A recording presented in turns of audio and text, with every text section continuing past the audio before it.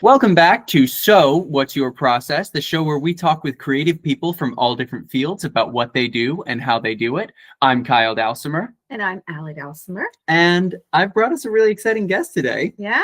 Who is it? So today's guest is a critically acclaimed actress. She burst onto the scene playing Tiger Lily in NBC's Peter Pan Live. She was a member of the original Broadway cast of Harry Potter and the Cursed Child and has gone on to perform in title roles across the country. She is a member of the Saunders Collective, a group with herself and her siblings who are also critically acclaimed performers. Please welcome to the show, my friend and yours, it's Alanna Saunders.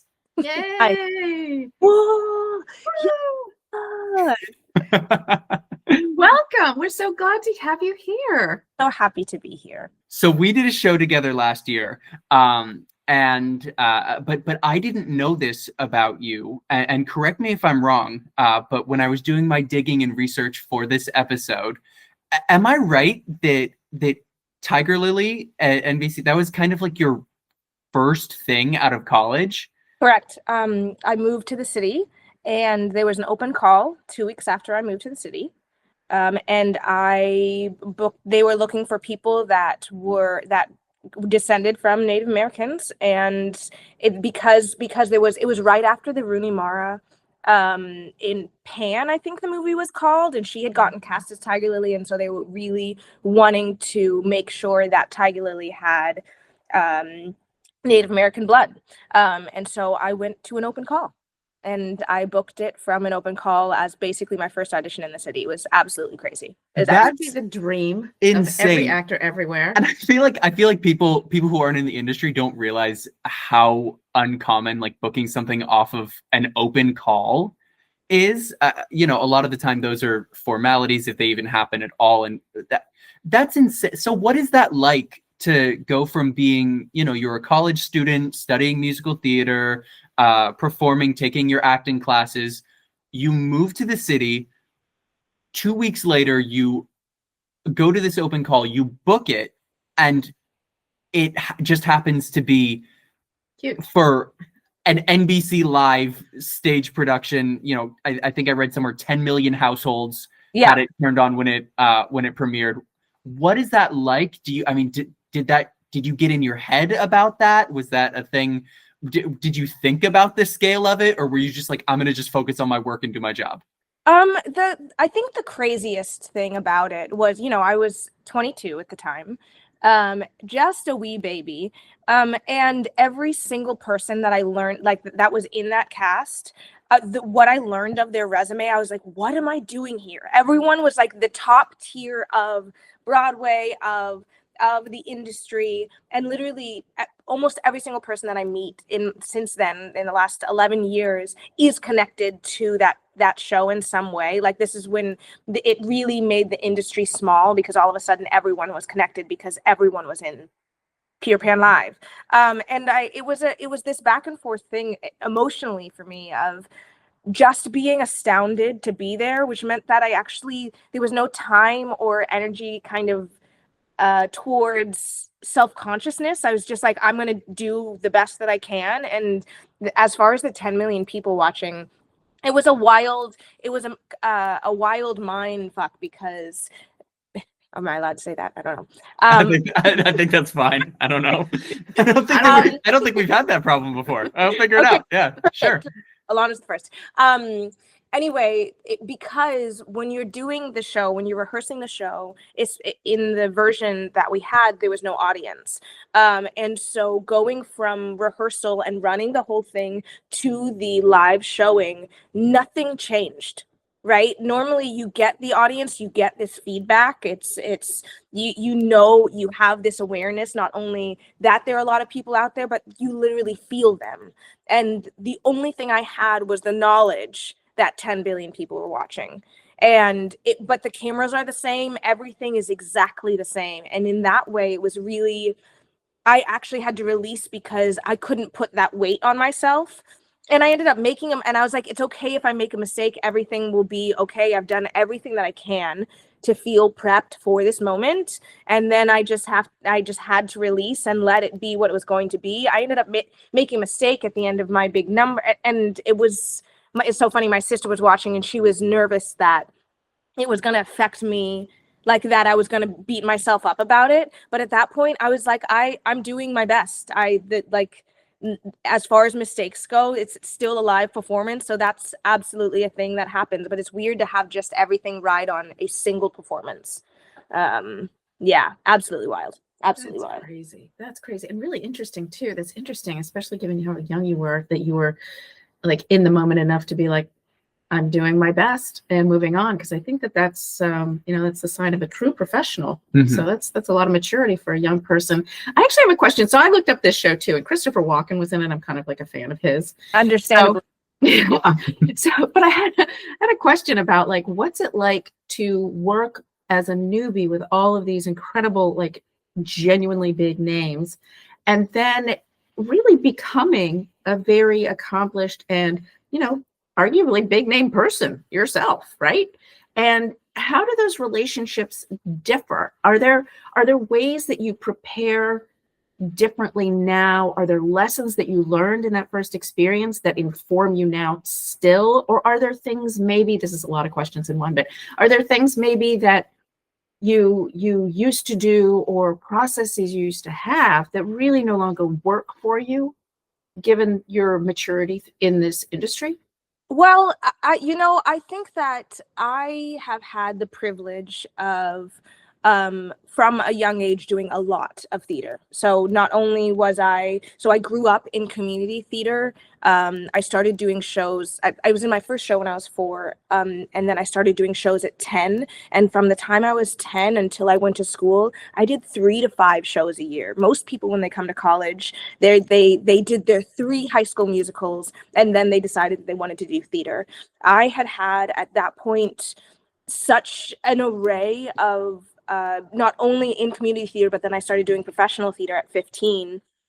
And so I had this, I had an understanding of myself in relationship to the industry. And when I say that, what I mean by that is that I understood the way that I looked. I understood that the way that I looked contributed to how I got cast, because my identity, literally like what my blood and what makes up me, is not necessarily what you see. So I from a young age understood this kind of separation of identity and visual performance, because we're in a visual medium. All of that to say, to kind of go back to your question about what it was like working with really big names, I think that I've never been afraid of one. I didn't really have people that I like looked up hero wise. So as far as getting, I think the biggest starstruck that ever happened was like my older sibling. They had someone in their choir who I really looked up to, and I had starstruck with like someone who was 3 years older than me, who was a really good vocalist in the jazz vocal group. Like that was the closest that I ever had to starstruck, because beyond that, I really see everyone as humans. I don't see tiered of humans really, again, which is like a privilege because of the theater and the way that I grew up and my amount of exposure to theater. So as far as like what I took from then, it actually instilled in me really early what it was to like show up and do your work. And that because I was in such a big position from a young age, it didn't really give me an ego, because the people around me were so like, I couldn't even compare, like, and I knew that I could never compare. And so it actually allowed me to just be able to do the work and know that I was there because I was chosen. And that was kind of the facts of the matter. And then from there, all I do is do what I need to do to show up and feel good in the work that I'm doing. And so anyways, I'm not sure if that answers the question of like what I learned from that process of being with these big names, but it really just instilled in me this idea of all I can do is myself and be ready when it's time. And then from there, I don't know, I just have to release. Putting weight on it is like wasted energy in that way. Yeah, that's very mature and very informed way to be. And I think that it reflects the fact that you've been doing this since you were 4. Really, your entire life has led you here, which is interesting. It does raise a question for me though. So you had all this experience in community theater, and then you did professional theater. You went to school and got a BFA in the US, in Miami. You also studied in London, and then you came to New York. And I'm wondering, so given that community theater is a training process, professional theater is a training process, you went to school and that's a training process, then you went to London and that's a training process. So I'm wondering, are there differences in those training processes? And I'm guessing there are, but like, what are the differences? And then was there ever a time where instead of complimenting, there was some contradictory inputs or contradictory ways that they suggested or tried to teach you to do something? And how did you resolve those or handle them? As far as like what I took from each of my trainings, Kyle and I would talk about this a lot during our process of Joseph, but my kind of one of my biggest things about doing theater is the joy factor. And when I say that, I mean, there is no, if I'm not having fun, if I'm not having a good time, then literally I should do something else. And so and that's kind of what community theater gives you. When you're doing theater as a kid, the whole point, hypothetically, is that joy, is that community, is that connection-based art making, right? This epic collaboration. And I think that that's from a young age what I took and what I was fed. The part of me that was fed was this connection, this joy. And then I went and I trained, and even in when I was in elementary school, high school, I did train as well. But even that was really because it was through community theater. It had this baseline of we're all doing this because we want to do it. And then as far as like going into school, it was tough because let's see, I've always had some, again, privilege of success, which means that I get affirmation, right? And part of what we do in theater, we deceivingly need feedback about what we're doing, whether that's audience, whether that's director telling us that we're doing a good job, whether that's our peers telling us that we're like, no, I don't need that, but really, right, that feedback is part of, right, is the affirmation that we're doing a good job. And I think part of my superpower in the industry is that my level of success has not been consistent. I didn't get cast in a musical in college until my senior year, the second semester of senior year. I didn't. Although I came out of school and immediately started working, it's not.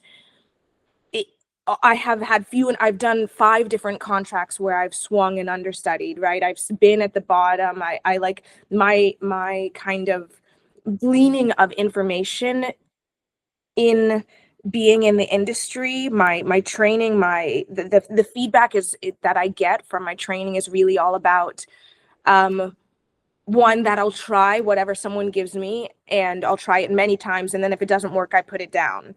And so I'm not going to feel, even in London, it was a fascinating thing because I was by myself for the first time. I'm from a big family, and we're all in theater. And going to London was the first time that I've ever been 100% by myself, where I was meeting people that didn't know me from someone else. Like, people really knew me as they saw me in that moment, which is crazy because I was like, oh, I am a real human. That's crazy. People can like me for me. And the only reason I bring that up in terms of this idea of training and what I take from each piece is, I don't know what it takes to be human, right? I think that theater, the training of the thing is really just about learning how to be as much of a human as you can be.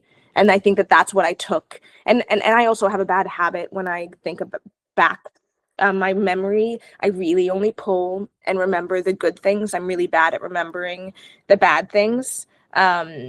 Hilariously, like I just, like, for some reason, I'm like, yeah, it was all good, even though, that the training school, it wasn't all good. We all know that. But Yeah.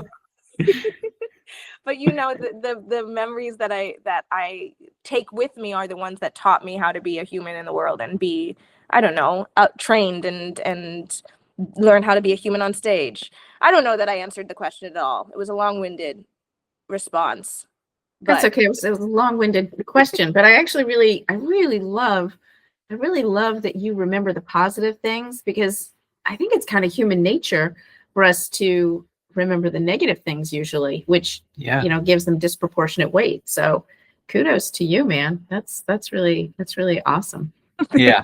I want to touch on something that you hit just a little bit there, and that is the fact that you are in a family of professional performers. I think you've got 4 siblings, 3 of whom are not only actors but are all very, very successful actors. All 4 of you have been on Broadway and have performed in amazing roles all across the country. I remember I saw your sibling Heath when I was in high school. I saw Heath in a show in DC and was like, oh my God, that's like my favorite actor ever. Oh my gosh. You saw Twelfth Night then? I saw Twelfth Night at Shakespeare, and it blew me away. And so I had like a geek out moment when I realized that you guys were siblings when we did our show together last year. But that does have a really interesting dynamic, because as actors, it's often a very isolating career. Being a performer. Mm-hmm. And so to have that, there's almost a dichotomy there of, you're not going about it in this isolated way. It's almost a family affair for you going through this with your siblings. But then there's also, what you just touched on earlier with, people knowing you in relation to the Saunders collective, as opposed to as your individual self. One of your siblings is your twin sister. I'm sure you guys get called in for the same roles sometimes, and it's interesting because I know that you two are both very different individuals and different performers. Mm-hmm. But I'm sure that there are people who don't immediately know that when they're calling you in for the same projects. And what is that like, having that sort of dichotomy in your life and career?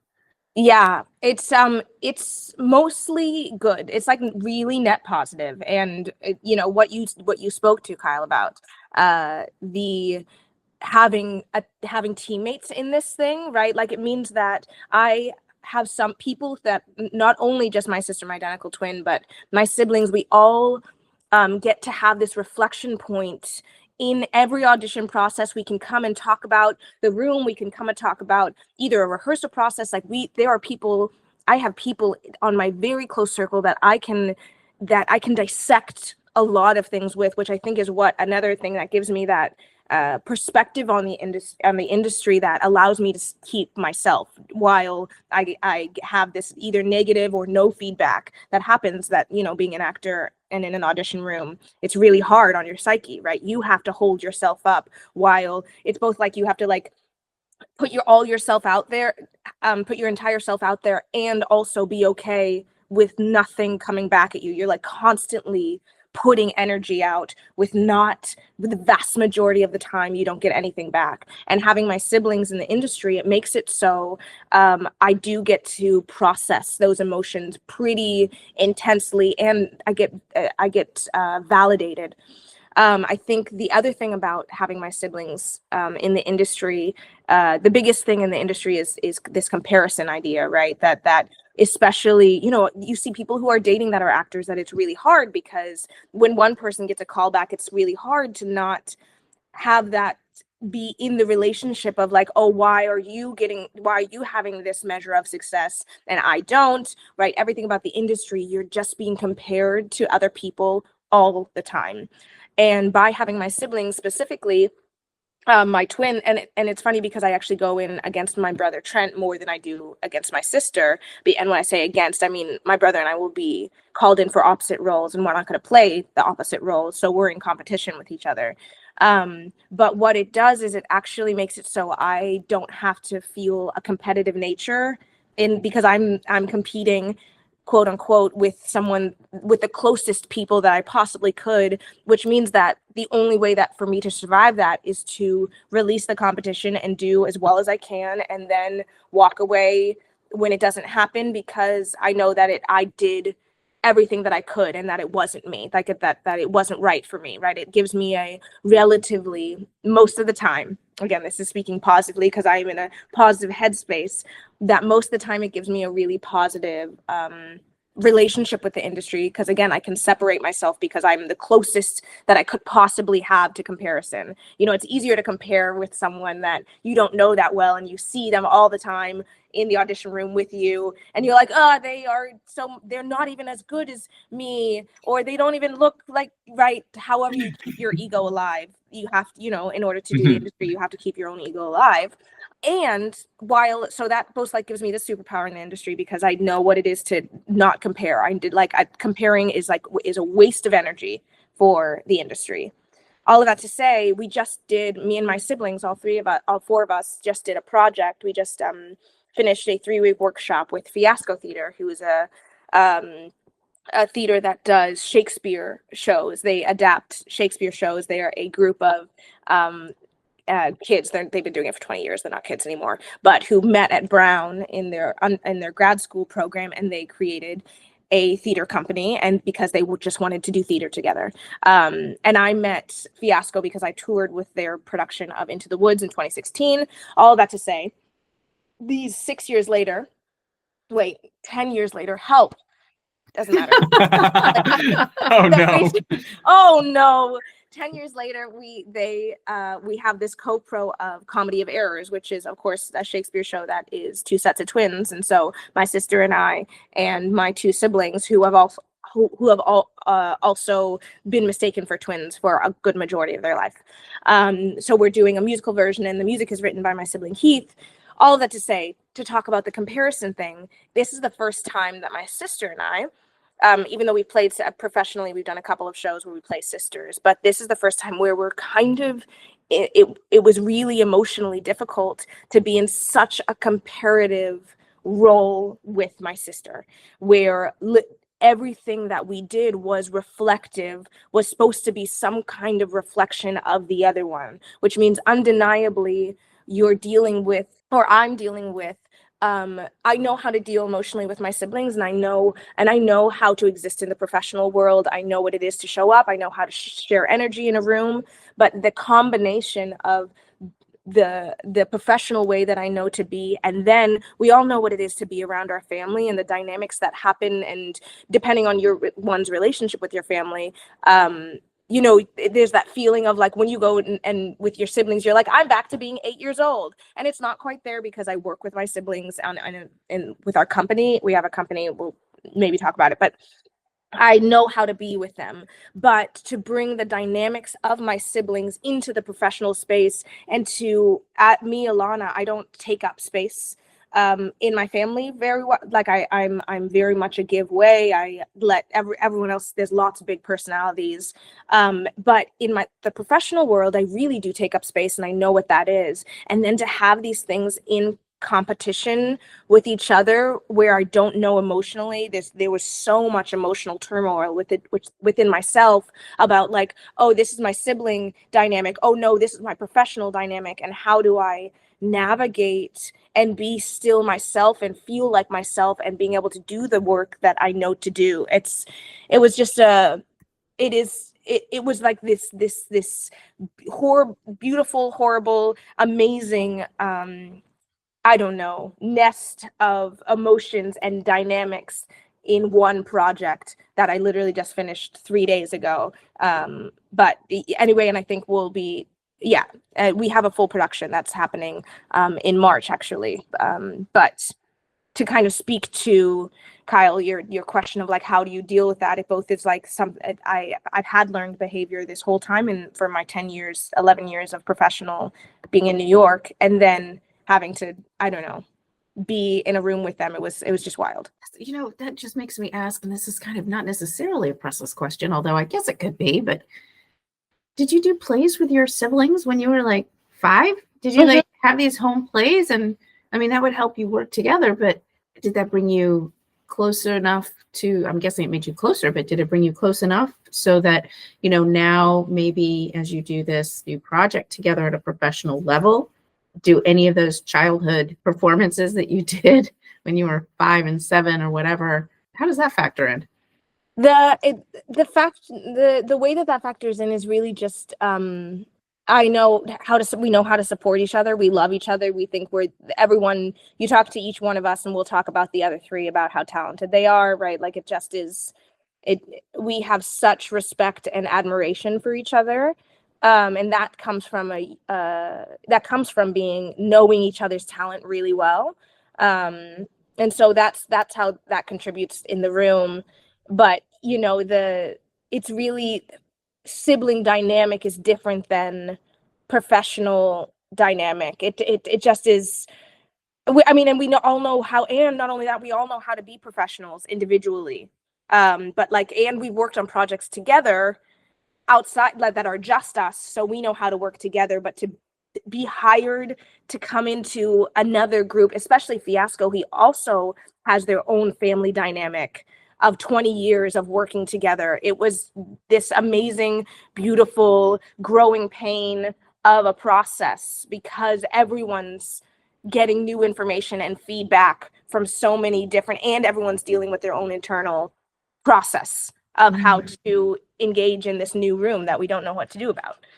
It sounds like a really different, like an entirely different thing from the traditional sort of show up on a set. No, it's really, really interesting. And there's something that you said earlier that really struck me about how in your family dynamic, you have sort of you don't take up much space in those interpersonal relationships, but as a theater performer, and I saw this when we worked together, you tend to take on sort of a leadership kind of role. Are you saying she's bossy? I feel like I mean, whenever there was anything going on when we were working together, I felt like I feel like I can speak for most of the cast because I know this is how I felt. I kind of would just like turn my head to you and be like, and how do we feel about this?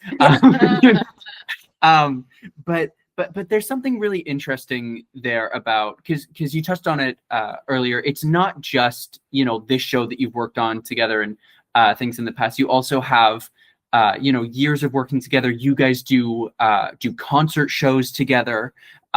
You've got, outside of performing, you work together on sort of family business stuff. You've got Spectra Theater that you work on, which I'd love for you to get into a little bit and tell folks about that really cool project that you work on. But I guess that does that dynamic change for you between the concerts and between this workshop that you just did and going into the full staging production in March and then when you're in a non-performing collaboration? Yeah, because each sibling has their own strength. You mentioned that everybody knows each other's strengths, so there are some arenas where one person steps up more than the others or something. Yeah, no, for sure. And it's we have figured it out. Like we over the years of doing our work outside of performing and working as professionals, we have figured out how to kind of bob and weave in between each other, and it's constantly a process. It's always in process. We're always trying to be better in those dynamics and how to support each other and lift each other up and challenge each other, right? All of those things exist. What was different about this particular process it was just learned that we had to learn was all of those spaces that we work all together are generally just us.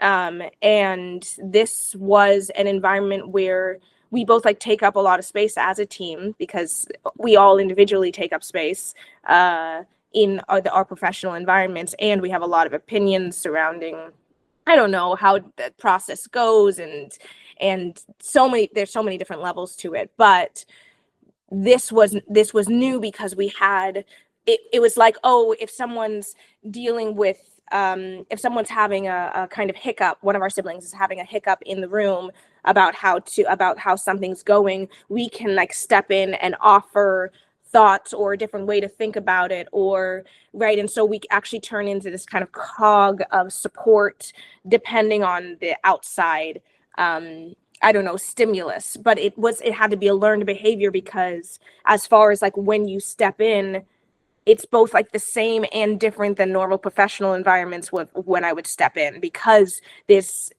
there's sibling dynamic there. And I'm not sure if that makes sense, but it's like, let's say I see my sibling, one of my siblings, getting emotional while getting feedback for a thing of like for something that's happening on stage.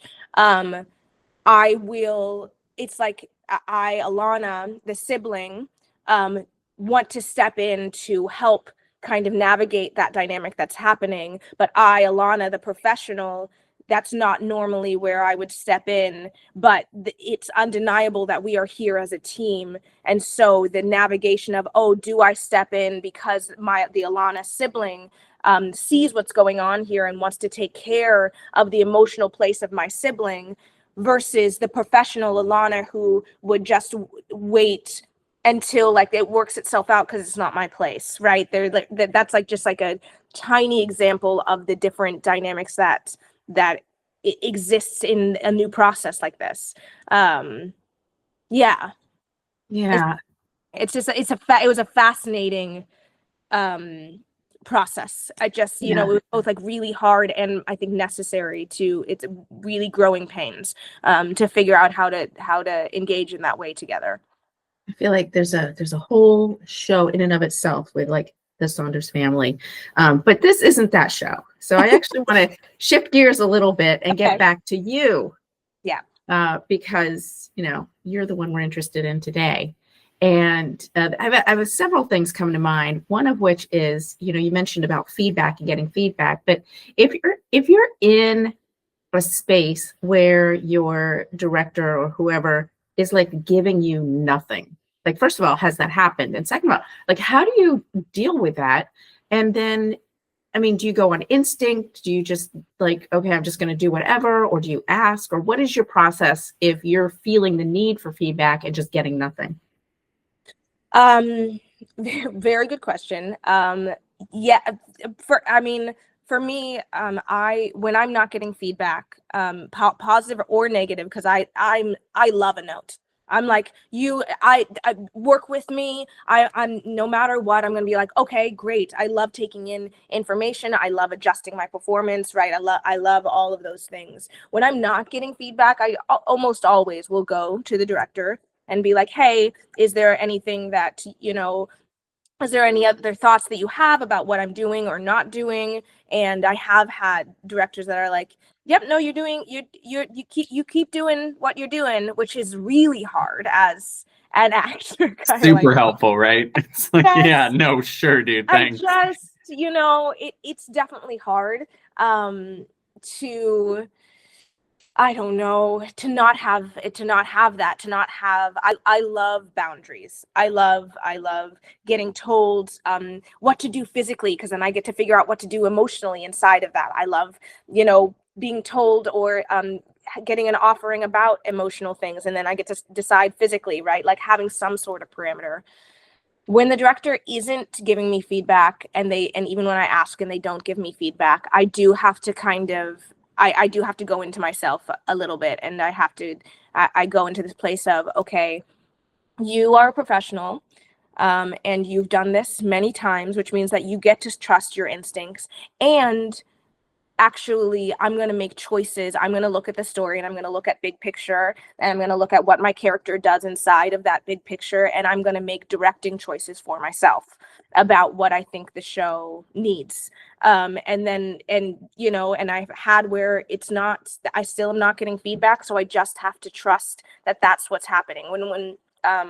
When Kyle and I were doing Joseph, we had 10 days of rehearsal to put up the entirety of Joseph. And Joseph has production number after production number after production number, which is really hard. And it's funny because I was the narrator, which hypothetically does, sings majority of the time, but I probably got the least amount of attention from our director, because all I have to do is say words and walk into on different places in the stage. I'm not part of all of these 20 or 17 bodies that are on stage that have to be in pictures and that have to be directed to tell a story altogether. I'm a single actor. And so I continued to be like, hey, what do you want here? What do you want here? But there wasn't really any time for me to get feedback, and it was a lot to be able to kind of have to check my ego, and be like, okay, and make decisions about what I thought the story was. And it ended up, I think it ended up well, but it was tough, because then after doing 10 days of rehearsal, we had 5 weeks of run. And the only reason I bring up that difference is normally you have more rehearsal than run, or like it's equal time. But by having no rehearsal and then lots of run, it means that eventually after like a week and a half, the instinct of being an actor kind of fell apart, because at that point you're in a run, which means that you want to be leaning on what you know, the foundation of the story that you know to be told. But because I never got that kind of feedback, it made it so a week and a half in, I was like, wait, what am I doing? Who am I? Like it was the hardest part of the process, because for the first two and a half weeks, I got to function off of instinct and just live. And then I had to figure out, there was nothing to fall back on once I was outside of instinct time, right? When you start doing a show enough, then you need those parameters in order to fall back on. Anyway, it's just a fascinating process. I'd never had that before. I was like, wait, who am I? What's going on? And I'm no longer just in like pure instinct land. And that was just that was a really interesting challenge to come across in my professional life, to be like, oh, okay, now I have to kind of refigure my own emotional structure to be able to re-engage in the performance of the thing. But it's just fascinating. I mean, all processes are different, but it definitely, I couldn't say like, this is what I do for when I don't have direct. It really is just dependent on the situation. But a lot of times it takes me going into myself and being like, okay, Alanna, without your ego here, what's going on? I just have to check in with all the different channels of what it is that I'm dealing with like ego, story, relationship, and figure out exactly what I want to do, and not just reacting emotionally. Yeah. Well, I mean, I saw the show how many times? Several times. I thought it was great. I thought you did wonderfully. So kudos. It does trigger a question though. So have you ever had a time where you've trusted your instinct and you've been like, yeah, this is it, and you do it, and like it just bombs? Or have you had a time where you do something, you're like, oh my God, that was awful, and everybody's like, that was amazing? Yeah, no, it definitely. I've had both. The bombing of it is never. At that point, even though emotionally it's tough when you bomb, and when you say bomb, my softened language for that is just, oh, I got information about. I mean, I'm sorry that you that you received constructive criticism about. Yeah, or maybe even constructive criticism. Sometimes then I will have to go to other people in the cast to ask, about, again, to somewhere that there can be feedback. But when something doesn't work, just like in any process, it's like, oh, well, that was information and I tried it, and there was not, I went for it, strong and wrong. That absolutely exists. And then I think that the second option that you posed is actually something that happens, I think, more often than not, because whenever I'm talking to any of my actor friends and they're feeling bad about either an audition or performance or whatnot, and it's something that I always have to tell myself is that even when I do feel bad, and again, then the feedback comes where they're like, that was great. That emotional part is really, really helpful, right? To have that feedback of like, okay, it wasn't as bad as I thought it was. But the other thing that I have to trust in when those kind of bad, both like the bombing and the positive version, is that I have to lean on the idea that I, Alanna, am a professional, and that I've been doing this for many years, and that my instincts, even when I'm feeling at my worst, undeniably my ability and my talent comes through. Like, when you watch someone who doesn't hit a note or doesn't, I don't know, you can still tell the kind of performer that they are, even when they're not at their best. And and also that in every moment am trying to do my best. So as far as when it doesn't happen, it's okay, because in the moment I was doing what I could. And with the information and the prep and all of that happens. But it is, again, when I talk to any actor friend, I'm like, unfortunately, no matter how hard you try, you're always going to show up as yourself, and you have to trust that. And that's kind of the way that I navigate both sides of that, is that after crying, after having whatever it is, right?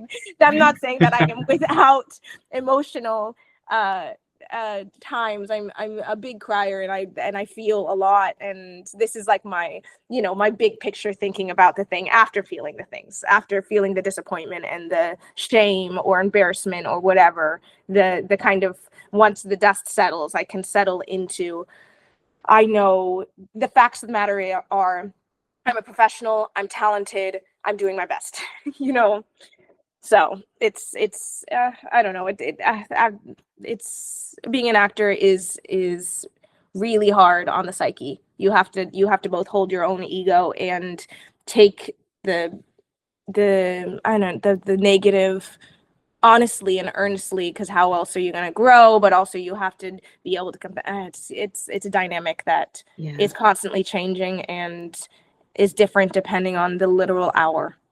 Well, I love that you have the maturity to do that. And I also love that you shared that you do have these times where, it's emotionally challenging and you cry and you get upset, because I think that's a very human thing. And I also think it's what discourages a lot of people.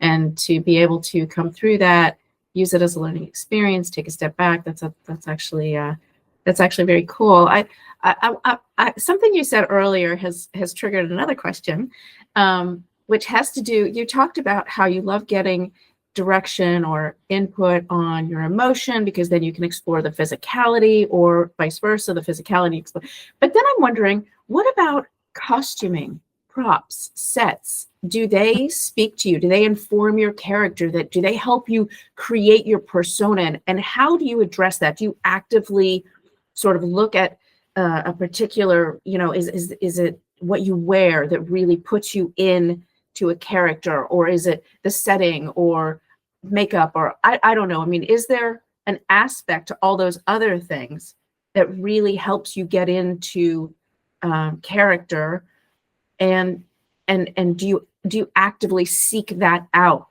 as part of your process to inform how you will approach a role? And do you ever try to have an influence on those things in a process to fit your vision for a character? Really, yeah. As you Ali, as you were asking that question, I was like, yeah, it's always fascinating in specifically like costume fittings. More and more, I feel like as the years go on, I feel costume designers ask for actor input about how they're feeling. And I am not someone who naturally has opinion about those things. I like to be told what I'm in, and then once I'm in it, it does inform undeniably how the character feels. It's why tech is I think my favorite part of the process, because you do the rehearsal, you figure out how to do the show in the room, and then tech happens, and then you get drops into the world. And by into the world, I mean like the lights go, you get costumes, you get to put on the makeup, and all of a sudden the job is easier.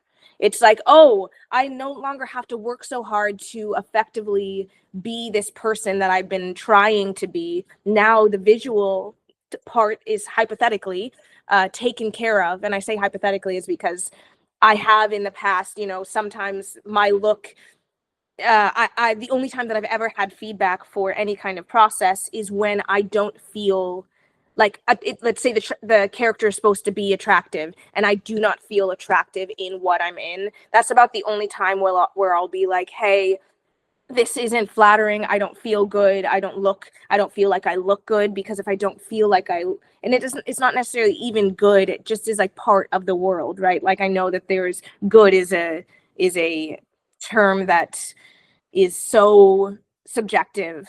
But there is an emotional level. Like me as an actor, I do need to physically feel good in the physical portrayal of the character. And just let me interrupt for just 1 second, just for folks who don't know, because I only learned this because Kyle's an actor. Tech is actually when you do everything technical for the show. So it's basically you run the show, but you just don't have an audience. Right. So I just want to throw that out there for folks who are like, what's tech? Yeah, no, it's and not only that, it's like you go through the show bit by bit. The show completely slows down, and you kind of do the show beat by beat, and you're learning about when you change costumes and what happens and the backstage, everything about it. It's like the backstage traffic, your quick changes, the mics, right? All of a sudden, oh my gosh, when you get a mic, I sometimes forget how easy it is to sing on mic versus in a rehearsal room. I'm like, I forgot. Everything's fine. I don't have to push in the way that I've had to, because I'm someone who will fill space, and I'm not someone who will hold back their voice. So when I'm in the rehearsal space, and Kyle, I don't know if we talked about this, but Kyle, I know you just went and worked at Pioneer, and I've worked there 3 times, and I love the rehearsal space, but the rehearsal space is hard acoustically. It's so hard acoustically. We didn't talk about this, but No, I was terrified in I there know. the first week or two when I was in rehearsal. You are like, I feel it. Speaking of feedback, even the oral feedback is really tough in that room, and you kind of end up pushing and pushing because the energy in the room, like the energy of the room it doesn't have any bounce to it. It like goes out and it's dead. The sound is dead. Even though the space is good, like it's a literal good amount of physical space. But as far as the way that sound works in the room, it's really hard as a singer to get the feedback that is helpful to resonate, I guess you could say. But then their mic system is really good, and then you get in the house and you're like, oh my gosh, everything's so much more easeful. Yeah. Yeah. It's a fascinating thing. I forgot we did forget to talk about that before you went. But it's a weird, but all of these, Ali, to go back to your question about all these things that help inform the character, it is I'm someone who doesn't, I mean, I'll take an apron in rehearsal times in the rehearsal room so I can practice that. But other than that, you don't really get any of the physical elements. They try to give you props and things that are going to at least be placeholders. But there's something, it's why tech to me feels so magical, because you finally get to put the show together in its entirety. And you get so much more information, and suddenly you've done all the work, and now the ease kind of gets to set in. And of course, sometimes you get a piece of either a costume piece or a prop that completely throws your show, because now you have such a technical thing to deal with after dealing with all these emotional things, and it can be so frustrating. And again, something that I generally will like have a conniption about with myself. Maybe it might, depending on who's around me, I might get a little testy about questions that I'm asking about the prop or whatever, but eventually it is fun to kind of figure out how to work that technicality into the emotional journey that you've worked yourself into as an actor. If that makes sense. It does. Yeah, I love that. I love that. Actually, so then I'd like to know, do you have like a specific pre-show process, or even a pre-production process or habit that you use to kind of help center yourself? Or are you just one of these people who can be like, okay, I'm here now, let's do this? Pre-process, I used to be in my younger days. You were 4. Sorry. No, even in like the first, I don't know, 6 years of my professional career, Mm-hmm. I used to be someone who was like, oh, I won't be looking at the script or learning lines or music before I get in the room, because I'm not getting paid yet. I'm not going to do that until I'm getting paid to do it. And then I have the ability to be able to learn things really fast, and that was part of my process. But I was like, no, I'm not gonna take the time outside of my life. You're not paying me yet. But now in the last few years, I've really landed in this world of, oh no, I'm gonna prep before I get into the room, because then I get to rehearse more. Then I don't have to be working on learning lines. I actually already know the lines, and so then my play, I get to go to another level of play that I normally wouldn't get to until week 2 of performance. By being ready when I step into the room, it actually allows me, it's more about setting myself up, less about whatever's happening, whether I'm getting paid or not. It allows me to do the best work that I can. And so that's part of my like pre-production process. And then in terms of pre-show, I'm someone who has to work out. Because singing for me doesn't happen unless my full body is warmed up. And so that for me, I have to work out if I'm singing. Doing some sort of cardio or lifting, something that's full body warm up. And then always before a show, I am a sit still kind of person, and breathing, it could be called meditation, whatever have you. It's about putting myself in the depending on the character, to receive what's going on, whether that's audience or to think about what I have to do to think through my journey. But I need to take a moment of pause and breath and kind of presentness to get me exactly where I am to be able to start the show, rather than being all over the place and then running immediately on stage. I'm definitely let me get myself together and be with myself to be able to be present and do the thing. Now that's super interesting, because I'm similar in some ways, but I'm curious, does that time before a show, does that change based on the, I guess, degree of difficulty of a character? Do you need more time for a more emotionally demanding character? Do you need less time for a lighter show, or is it all kind of the same for you? Or if you've done the show before and you're familiar with it. I've never thought about it, but no, I actually think that it's pretty similar for no matter the level. I'm thinking through, like, of course, Joseph, where I had to go out and tell the story immediately. That had this pause, and right, like I did want to step out fully embodied. Then I did a play in DC in 2022. It was a two-hander. It was just me and another person for an hour and 45 minutes. That was one of the most emotional things that I've had to do. And even that was the same kind of thing of, it really just is about coming back and being present to make sure that I'm intentional when I step on the stage, like that I'm like, and now I'm in.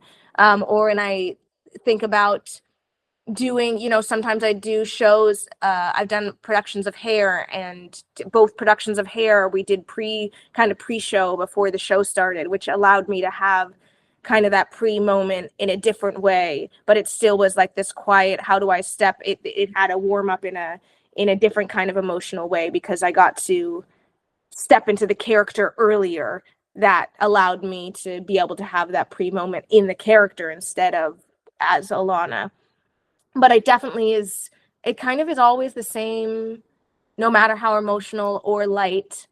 Sometimes it's like breathing in it generally is like a breathing in of a smile, because of to go back to previously in our conversation, that the reminder of the joy that I get to do this thing, and kind of coming back to that enjoyment, no matter the day that I've had, no matter how tired I am, that I really do always kind of breathe in a smile before I go on stage, because it's such a privilege to be able to do the thing. I love that. That's really, really cool. Really and it's beautiful. Yeah. Now you hit on this a little bit, and I want to expand on it. You've done musical theater, contemporary, golden age, pop rock. You've done straight plays, like the two-hander in DC, Harry Potter and the Cursed Child, which is very contemporary and has a lot of like technical elements and sort of magic going on. And then, Shakespeare and things like that.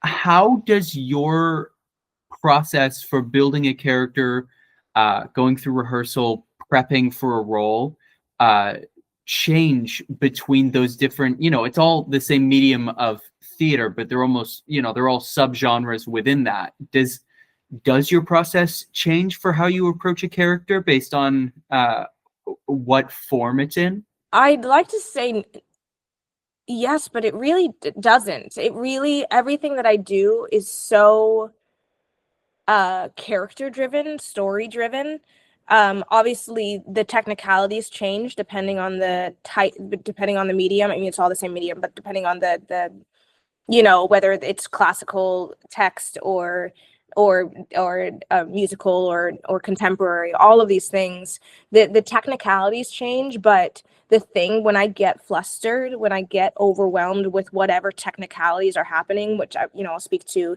specifically the Shakespeare show that I just did, which was an ego death in a lot of ways, because Shakespeare is a whole nother part of that it's overwhelming, especially because I haven't done classical text in a long time. But when I would get overwhelmed, I would come back to character and like story of like, okay, who is this person? What are they trying to get done in this moment, right? Which then like allows me to make the bites smaller, because then I'm like, okay, what is happening in the scene? What do they want in the scene, right? Literally acting 101. And also I'm someone who thinks big picture in terms of what is this character within the story? What is the function of this character in the story, which allows me, again, to keep it in perspective. And then as far as process goes, even when I get overwhelmed or confused, where I'm like, I don't know what I'm doing in the scene, I don't know why I'm on stage, I don't know why I'm walking in this direction. The other thing that happens for me in process is when we start running the show is when I get a lot more information emotionally, because up until that point I've been doing bite-sized emotional bits, and you work so hard on individual scenes, and then all of a sudden you do the show and you're like, oh, I now understand the way that scene works within the big picture of the show in a way that I couldn't when I was so in the tiny little bite size. And so as far as to go back to your question about the way process change, the process changes for me. One, it kind of starts out differently because the technical demanding things that are demanded of me are different.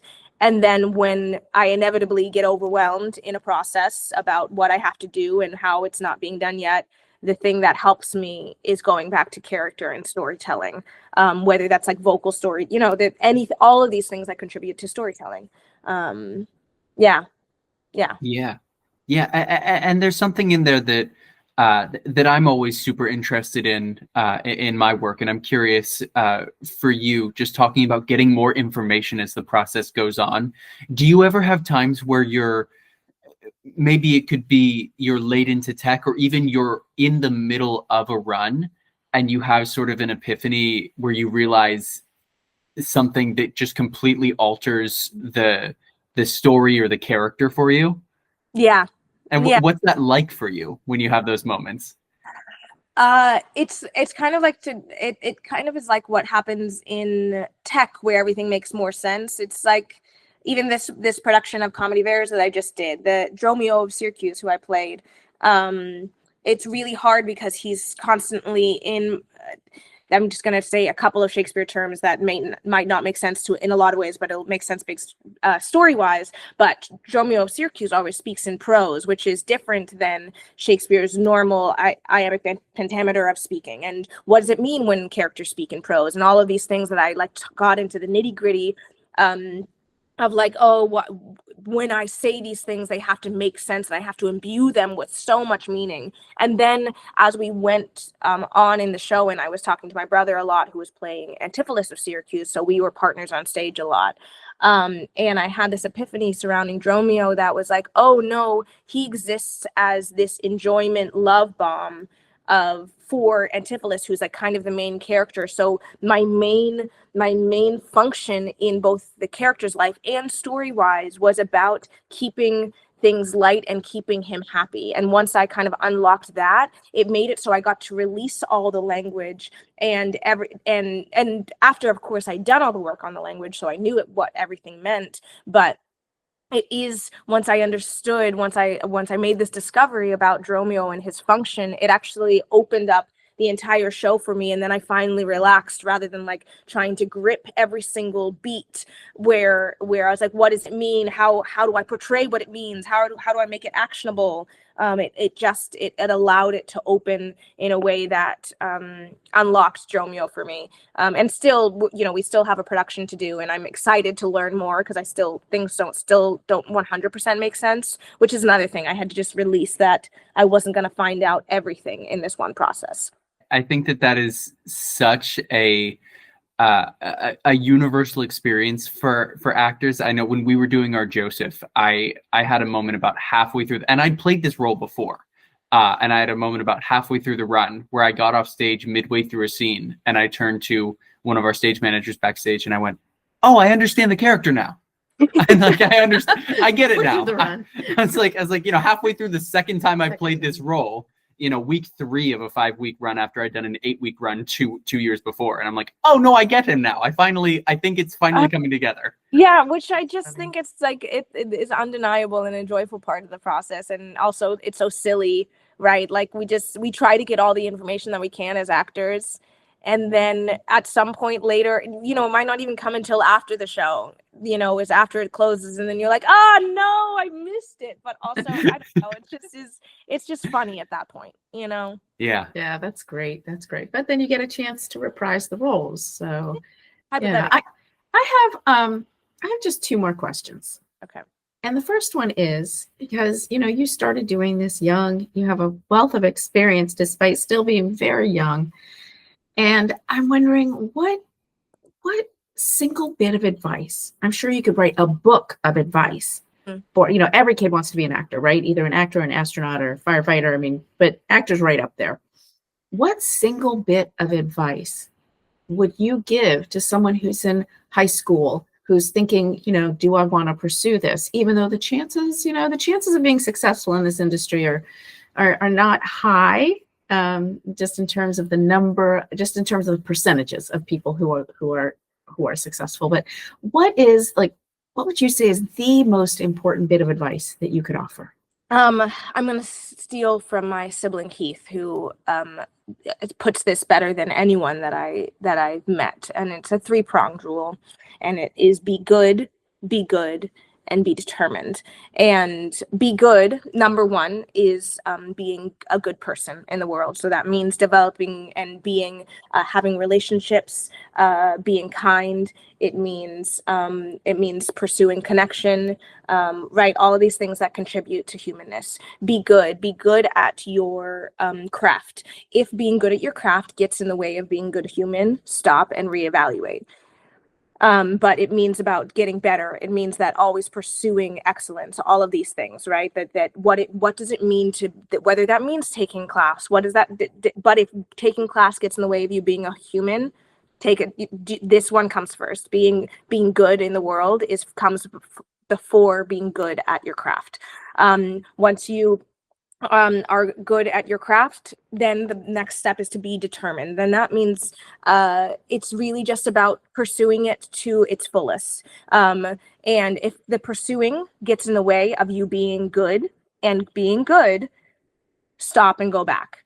And being determined is really about is about grinding. It's really about that no matter what, it doesn't get in the way of these 2 things, right? What being determined in the world is about doing everything that you can that's in your power, that doesn't get in the way of you being a good human and doesn't get in the way of your talent, but that gives you the best possible opportunity to actually do the thing.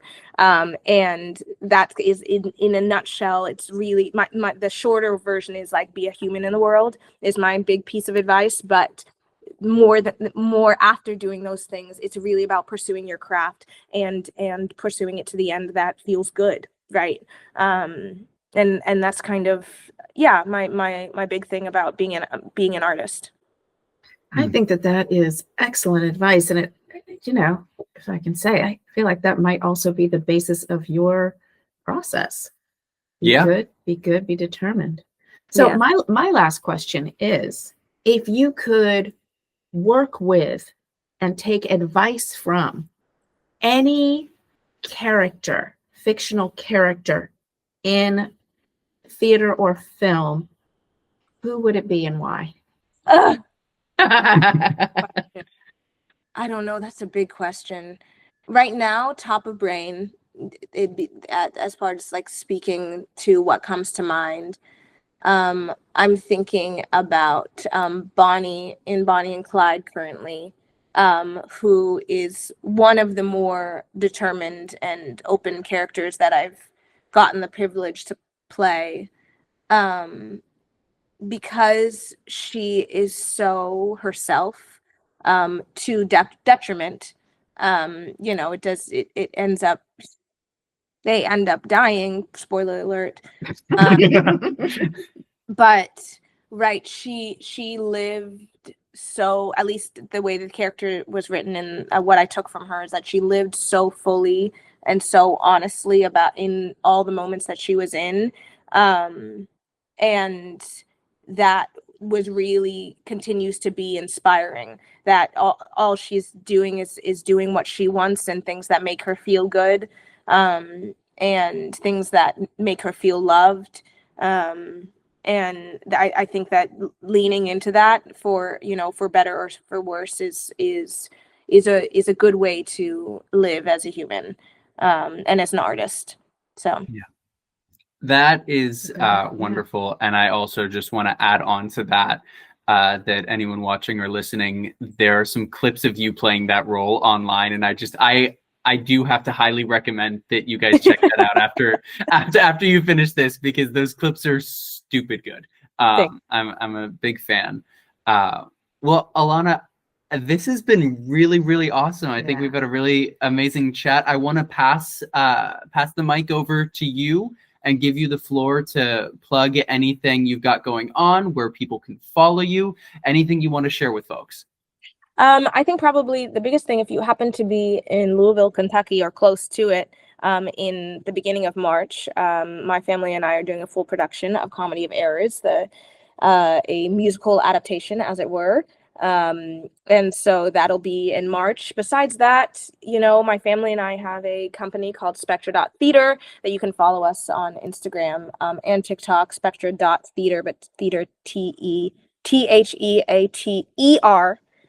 which I believe is the purest form of the way to spell theater. Okay.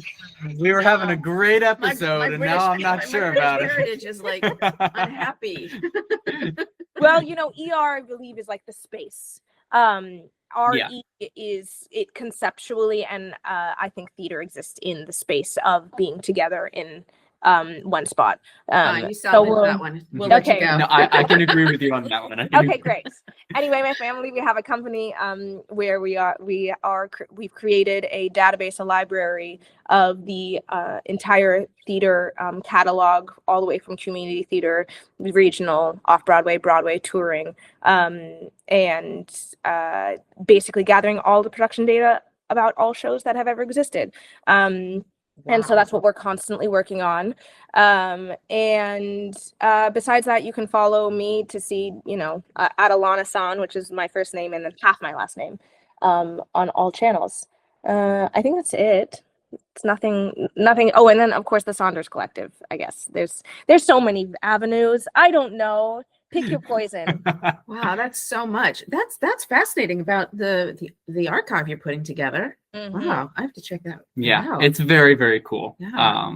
I'm a big fan, and I highly recommend folks check it out. If you're a performer, you may even look your name up and find some of your own credits on there. So Alanna, thank you so much for coming on the show today. This has been great, and we're so happy that you came. And I guess I will see you sometime soon, hopefully. Can't wait. Yes. Yeah, thank you so much. I learned a ton.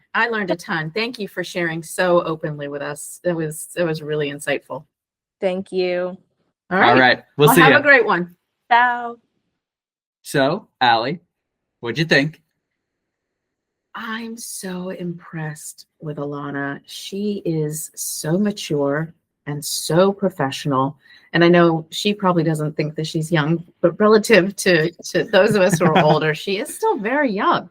And she has so much promise, despite the fact that she's accomplished so much. Oh, yeah. It's not like, oh, she's done it all and now she's done. No, she's like, she's just getting started. So much, and I am just getting started. Yeah. Exactly. And I thought her insights into some of the behind the scenes stuff were really interesting. I learned a ton. And she just seems to be a beautiful person inside and out, who has a strong family. And I love the be good, be determined. And I raised you with be good, be kind, be humble. But that all wraps up into her be good. And I love the process. She was talking about her brother Heath, that, go back to that first one. If something's messing up, go back and be a good person. Just be a good person and then go forward again. And I don't know. I was just really impressed by everything about her. It's very, very cool. Yeah. Alanna is just really, I'm a big fan of Alanna, not just because we co-starred together, but because of everything that you just said. And what really, really struck me about that, which I didn't really expect, was her talking about the different dynamics between her relationships in the collective of her family, as opposed to how she is on set and working on a show. Because I've only seen that taking up space, being a leader, being someone, and she very much was the person that we sort of looked to when we worked together on like how should we approach these things when the inevitable issues and hardships of any show come up. Yeah, and she's like the quarterback on set, but she's like the wide receiver in her home. Yeah. Oh, that's a very good way of explaining it. Shout out to our 3 sports people who watch this show, probably. We come from a sports family. So. No, absolutely. I love that. I think that's really, really succinct how you just put it. Yeah, thanks. Which is interesting because that's part of her process as well. Yeah. So, but I really do think the basis of her process, and I mean, she talked about the breathing and the settling and the, getting into character and, trying to make sure that her costuming fit. And there's a lot to it, but it really, I think, breaks down to the bare bones of be good, and be determined. Yeah. And I really love that. I really love how centered not only she, but her whole family must be. Yeah, absolutely. Well, I think this has been a great episode. Yeah. Thank you all for tuning in and joining us with this chat with Alanna Saunders. We have another exciting episode coming up next week for you, as always. So in the meantime, make sure to like, subscribe, turn on post notifications wherever you are watching or listening to this podcast so you never miss a new upload. And in the meantime, Allie. In the meantime, if you are in Louisville in March, go see Comedy of Errors. Mm-hmm. And for now, we will see you next time on So What's Your Process? Bye-bye.